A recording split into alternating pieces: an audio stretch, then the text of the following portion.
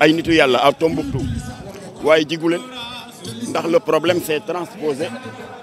au niveau ethnique ba gis nga il y a 2 mois entre Bambara et Peul il y a eu 137 morts nii la commencé woon alors loolu tax nag ñu daal di monter la convergence taxawu ndonoy askan wi xeexuñu xulowuñu xastewuñu dañuy alerter rek alerte bi nag tàmbali nañ ko barka démb jël nañu 18 échantillons audio ay saaga ndey jëmale ko ci ay kilifa yu tedd jox nañ ko ministre de l'intérieur xam naa moom dana ko jox la brigade de cybercriminalité bu ko defee ñoom dinañ ko saytu parce que yore nañ ay jumtuwaay yu xarala pour mën a fexe ba identifier leen localiser leen teg leen loxo waaye yemuñu foofu dañu jël nañu contact avec juróom-benni député ki leen coordonné mooy Cheikh Mbacké Bara Dolly pour que dès la semaine prochaine nii Macky Sall amee l'article 80 boo xam ne mooy sàmm malaanu kiiraayam ba ku ko ñàkkee teggin yoon jëflanteeg yow jaadu jàpp nañu ne Bamba Maodo Baye Niass Baye Laye Cheikh Al Khalifa Baye Ibrahima Niass Cheikh Oumar Foutiyou Tall mérité nañu par rapport ak ñu ñàkk teggin yi jóg di dal seen kaw ci ay kaddu yu ñaaw mérité nañ ñoom itam mu am une disposition législative buy aar seen malaanu kiiraay voilà loolu semaine prochaine lañ koy dox donc Assemblée nationale bëgg nañu mu légiférer contre les insulteurs de nos honorables guides religieux incha allah. gisoon nañu ne ministre bi ñu dégg wàllu atte gi di ministre de la justice maître Malick Sall ci juin bi ñu weesu defoon na benn communiqué laaj rek ki nga xamante ne mooy le procureur mu daal di ubbi ab l'enquête ndax xam ngeen l'enquête boobu ana fan la toll. waaw loolu la ñuy bañ xam nga état boo ko sasee ndax ñun dañuy sas état bi xam nga ñun yemuñu ci ay wax dañuy jël 18 échantillons jox leen pour wan leen ne du ay waxi neen on a des preuves. ñoom nee nañu dinañ ko jox la brigade de cybercriminalité mu xam ñiy saaga Bamba ak Maodo ak Baye Niass ñan lañu xam nga wax nañ ko mais état doo ko sas ba noppi rek doo croiser les bras état da nga koy sas def pression ci moom looloo waral ñu def marche bi voilà dañu bëgg nag état jëfee la mu wax ay ministre de la justice boobu nga wax déclaration la def rek mais on a besoin d'actes concrets waaye li ñu amal solo ça ne peut pas venir de l'exécutif parce que bi Abdou Latif Gueye bëggoon créer la loi 2007-31 qui criminalise le délit de trafic de drogue mais lii nga wax Abdou Latif defoon na ko ñaata yoon la soññe ministre de la justice mu naan woy on va s'en occuper il y a eu de belles déclarations mais il a fallu Jamra def marche ba pare ut ay député ñu porter projet bi Abdou Latif jiite ko on a gagné parce que la loi 2007-31 criminalise le délit de trafic de drogue bii aussi li ministre bi wax ñu ngi koy rafetlu mais doyuñu heureusement am nañ juróom-benni député et l'honorable député Cheikh Mbacké Bara Dolly jiite leen dès la semaine prochaine on va travailler sur l'exposé des motifs on va leur donner tous les éléments techniques qu'il faut pour que ñoom ñu mën a def une proposition individuelle de loi parce que xam ngeen ne Assemblée nationale ñaari tànk lay doxee y a les projets de loi officiels qui viennent de l'exécutif et il y a les propositions individuelles de loi nga xam ne charte yi may nañ député yi ñu déposé ko kon foofu la ñuy jaar am nañ ci sañ-sañ et ces députés là sont membres de la convergence taxawu ndonoy askan wi donc ils vont prolonger le combat à l'Assemblée nationale dès la semaine prochaine léegi nag bu ñu yàlla dimbalee ba nawet bi jeex on va tenir un grand congrès au CICES kilifa yëpp dinañu ñëw sëñ Maodo Sy Malick jox nañu accord am sëñ Mamoun Niass bu njabootu Cheikh Al Khalifa Baye Ibrahima Niass jox nañu accord am Mbackiou Faye barka démb gis nañ ko jox nañu accord am mënuma la ko limal ba mu jeex këru diine yëpp Touba Tivaouane Ndiassane Thiénaba Niassène Medina Baye Layène nee nañ ça suffit saaga yi doy na kon nag avant nawet bi bu nawet bi jeexee dañuy def un grand congrès au CICES avec pour objectif d'implanter des cellules dans les 14 régions waaye dafay nekk des cellules de veille et d'alerte pour que ku jógati ñàkkee teggin Cheikh Ahmadou Bamba Seydi Hadji Malick Sy Cheikh Al Khalifa Baye Ibrahima Niass ndax loolu moo taal Mali ku jóg defati ko rek cellule de veille bi nekk ci région bi jël tous les éléments jël contact avec la cellule centrale bi nekk Dakar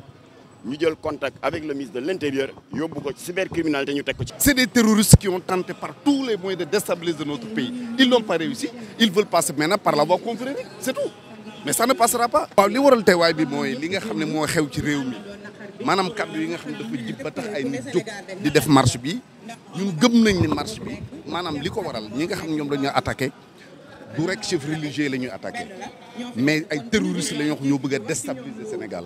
jaaree nañ ko ci côté bu nekk marché wu parce que fu nekk gis nañu ni les forces de défense et de sécurité ñi ngi veillé ba réew mi kenn mënu ko déstabiliser léegi leen dese mooy jaaree par l'islam confrérique créer ay troubles dans les pays pour mën a déstabiliser le Sénégal donc il faut que ñu xam ne dépasser le cadre sëriñ si dépasser le cadre religion Sénégal yi yëpp la ñu interpellé tey pour ñu war a jëkk taxaw ci lii voilà.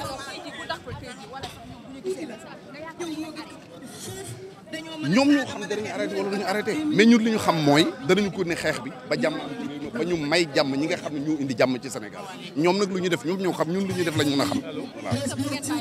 jamais incha allah jamais tant que jàmm amul comme ni mu amee woon duñ ko bàyyi en tout cas man je suis engagé dans ce combat là et vous m'avez jamais vu dans des marches mais aujourd'hui quand c'est la République la ñu interpellé quand c'est la démocratie la ñu interpellé bu fekkee ne jàmm réew mi la ñu interpellé bépp Sénégal war gu parce que un homme politique warul jóg rek marche pour ay meeting warul jóg marche pour des élections mais dafa jóg marche pour lii soxla askan wi ñu mun ci taxaw te jàpp naa ne amul benn soxla bu gën a rëy bi soxla askan. bu fekkente ne bëgg nañu un débat d'idées nous on est là mais su fekkente ne par exemple il insulte il lance des insultes comme ils veulent nous aussi on a notre manière de répondre notre manière aujourd'hui de répondre mooy marcher nag benn genre la. ci communication pour que ce message mën a jàll maintenant si demain ou après-demain cela ne règle rien et que le gouvernement ne prend pas ses responsabilités mais dans ces conditions là nous allons encore passer d'une autre étape beaucoup plus importante même si vous voulez.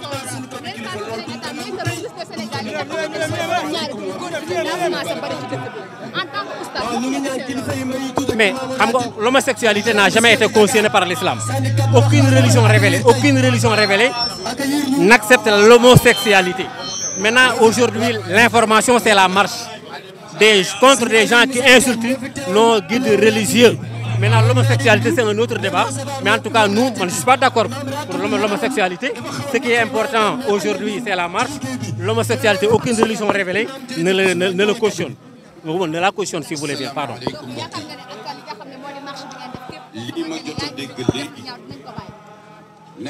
Oui, parce que xam nga affaire yi ministre de l'intérieur jot na ci parce que c'est des audios yoo xam ne ci la ñu insulté audio yooyu nag man am naa ko ñoom Mame Cheikh Mbacké Khadim Awa Ba am nañ ko sëñ Modou Mbacké Dawra Dali am na ko groupe bi yëpp am nañ ko maintenant nous on a créé notre groupe et en fonction de ce groupe là nous allons essayer de trouver des canaux pour passer nos informations. Le gouvernement est là, c'est vraiment l'organe le plus informé aujourd'hui. Maintenant, si aujourd'hui, demain, l'État ne prend pas ses responsabilités, nous aussi, on a nos moyens de prendre nos responsabilités. Parce que jamais dans les écrits de Serigne Touba, tu n'as jamais vu quelque part où Serigne Touba a écrit des insultes. Jamais dans la vie. De même que Seydi Hadji Malick, Mame Khalifa Niass, etc., Mame Seydina Limamou. Alors pourquoi ces gens-là qui étaient en Arabie Saoudite ou bien dans le Golfe, qui ont appris l'arabe, comme nous on a appris l'arabe. Maintenant, s'ils veulent un débat d'idées sur le plan islamique, pacifiquement, on est d'accord. Mais su fekkee nag dañoo bëgg a salfaañe jaxase ñu andi seen ay yeneen i mbir dañu leen di def.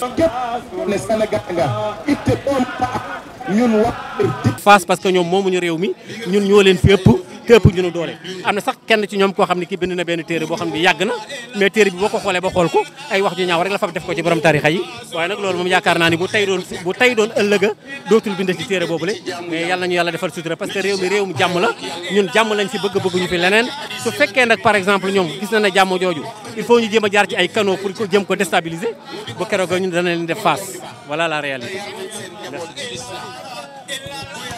yaa ca ñàkk yar sa bopp wala yaa ñàkk bopp l'islam bi ci des mooy loolu ñu fi bàyyi.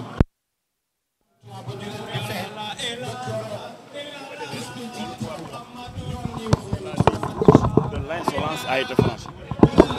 Alors léegi nag bu ñu xoolee li xew ci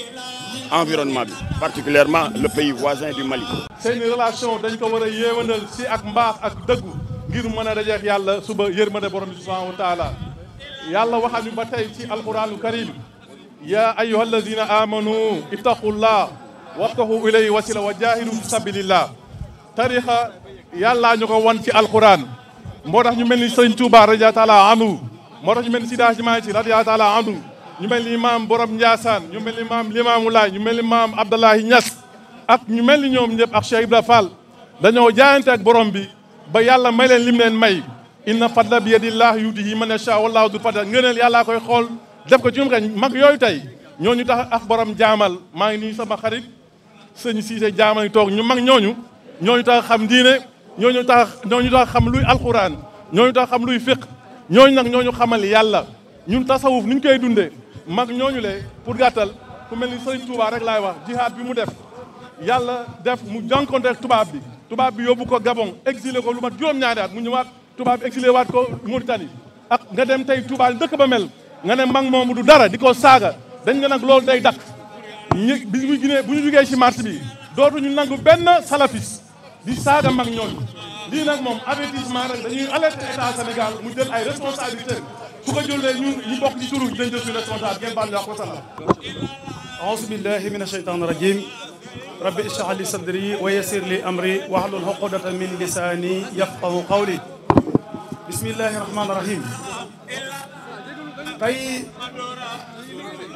tariqa yëpp ñoo dajaloo muy murit tijaan xaadir laayeen ñaseen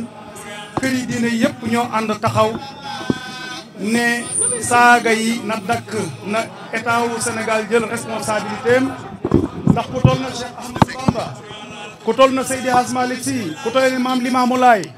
ku toll na Cheikh Ibrahima Niass ñooñu mérito nañ Sénégal lu dul ay saaga te ñi leen di saaga saytuwul salafiste yi salafiste yi matuñu 0,4% ci duñu dara ci réew mi ba noppi taxaw di saaga sunu kilifa yi lañ wax état ne ko na jël ay responsabilité bu ko mënta faj ñun ñu jël suñu responsabilité fajal ko sunu bopp wasalaamu aleykum wa rahmatullahi wa barakaatuhu.